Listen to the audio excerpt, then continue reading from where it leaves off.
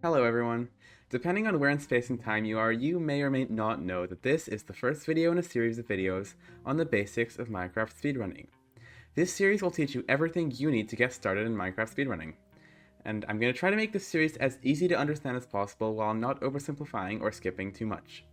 This video will just be an introduction on how to get into it, both from a setup standpoint and a getting better standpoint, if that makes sense. To start off, this series, except maybe this video, will be based on the Minecraft speedrunning mega doc, created and maintained by this person. If you think a written explanation is more for you, then you can check out the doc, links in the description. I don't know how closely the videos will match the doc as, well, I haven't made them yet, but the plan is that they'll match pretty closely, unless something needs updating, adding, or removing. Now that that's out of the way, I'd like to take a bit of time to talk about getting into speedrunning. The first and most important thing that you need to know is that there is a lot out there to learn. As a beginner, it can be overwhelming.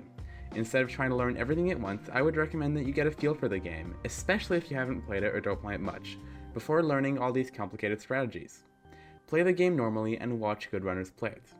If you don't have good game sense to start off, then speedrunning and getting a first run will be difficult for you.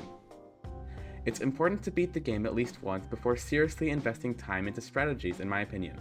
It'll clear a mental block and it'll give you confidence and something to base your future runs on. It's important that when you do beat the game for the first time though, you do it on version 1.16.1, assuming you're running random seeds. If you're not, then this series won't be any use to you. 1.16.1 is the easiest version to beat and by far the most popular category to play. Playing on earlier or later versions will be more difficult, and that's one thing I recommend you do right from the start. If you are interested in running other categories, then this series isn't really for you, and there will probably be a video or a doc similar to this one based on that category. Another thing is that, apart from playing the game yourself, I would really recommend watching lots of speedrunning and lots of top runners. A lot of the strategies used by top runners won't be applicable to new runners, either because of what seeds you choose to play or because they're too risky or difficult for new runners. However, there are a lot of small things that you can pick up on by watching top runners. This could include a slightly different way to route a bastion, different ways of overlapping things, or just something like inventory management that they do well throughout the run. Despite what I just said about taking it easy though, there are two aspects of the game that you need to learn relatively quickly, even if you might have not beaten the game yet. These are bastions and one cycles. I'll cover these later on in the series, but if these episodes haven't come out for you yet, then you can follow the tutorials in the description to learn there. Bastions are a nice, easy, consistent way of getting ender pearls, obsidian, fire resistance, and beds, and one cycling is a simple and fast way of killing the ender dragon. What I said about taking it easy has another meaning though, and that's regarding setup. Basically, every runner uses a whole bunch of mods to make their experience nicer and their resetting more efficient. Also, most runners that are at least at a decent level use multi-instancing. These two things, especially multi-instancing, can be very confusing to set up for new runners. I don't know if other runners will agree with me on this, but if you don't really have a feel for the game yet or haven't played it a lot, it's my opinion that you should start by doing that before downloading all these mods. Of course, they will help you a lot, so when you do have a feel for the game, you should definitely download them. Continuing with this idea, multi-instancing should not be used until going, at the very earliest, for a sub 20 time. Multi-instancing is confusing to start off with, and as a new player you probably won't understand how it works. It's not worth setting it up, as it's just not useful until sub 20, and will cause headaches to a lot of people. Now that we've talked about that, let's move on to the actual setup. There are two main tutorials out there on how to set up your computer for Minecraft speedrunning. The first and most important one is made by K4Y4. It covers downloading and setting up the best launcher and your instances with all the mods and correct settings. It also covers three very useful practice maps: the portal map, the bastion map, and the endfight map. Something it doesn't cover though is what each of these mods actually do. I haven't really seen tutorials cover these, but I think it's important to know what at least the important mods do so you can use them in different scenarios and also just to get a better idea of how to use them. If you already know or don't care, you can skip this section. This is a list of the current allowed mods. They can be split into quality of life mods, including performance mods and crash fixes, and speedrunning mods. First, the quality of life mods. Sodium, Starlight, Phosphor, Lithium, Krypton, Dynamic FPS, Lazy DFU, Voyager, Lazy Stronghold, Sleep Background, Anti-Resource Reload, Anti-Gon, and Chunk Cumulator are all quality of life mods. If you're interested, here's exactly what they do, but the bottom line is that all these mods can and are used perfectly fine outside of speedrunning.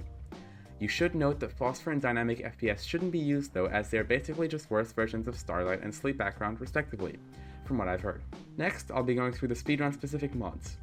I'll go through one at a time as they all serve very different purposes. First, speedrun IGT as the time of your game. It's easy to configure and can be done like this. Atom makes it so when you exit a world, it'll skip the title screen and just create the next world for you. This can be done by clicking the gold booths and can be stopped like this. By the way, it also adds a hotkey to reset so you don't have to manually exit if you don't want to. Fast Reset adds this button, which is like the save and quit the title, but it's a lot faster. You should always be using this button unless you want to save a world without going back to the title screen for whatever reason. World Preview makes it so that you can see the world loading in front of you instead of waiting for all of it to load before seeing it. The important feature here is that you can reset the world before it's done loading. Forceport is a mod for co-op speedruns and isn't relevant here. No harm in adding it though. And finally, Standard Settings adds a text file to your Minecraft instance's config folder containing a whole bunch of options. When creating a new world, your options will revert to whatever is set in this text file, rather than what you left the last world on. Note that in the K4i4 tutorial, you were told to uncheck this mod when downloading them. At the beginner level, it doesn't really matter, but as your time lowers, you will want to use this mod. So you probably don't need it yet when you're starting out, but you shouldn't forget it exists, and when you feel like you need it, you can start using it. There's also one more mod to talk about, which is Extra Options. It adds many new settings to the game, including a slider to change the extent of the nether portal animation, the change in FOV when sprinting, and things like that. It's very important to note that this mod is not allowed, unless you have a medical condition that requires it, in which case you must tell the Speedrun.com mod team before submitting any runs with it. I repeat, do not use this mod unless you have a medical condition that requires it, or your runs will be rejected. Combining the setup video with what I've just told you should set you up just fine for single instance. A mistake that I see a lot of beginners make is to try to set up multi-instancing too quickly. As mentioned before, it can be a headache to set up, and even if it's not, it's just not useful until the sub 20 level at that. So I would not recommend going for multi until then. For when you do though, Draconix's tutorial is great. Alright, that's it from me today. I hope this video has helped you if you're new to speedrunning, and I hope to see you in the next video where we'll start to actually look at strategies. Bye!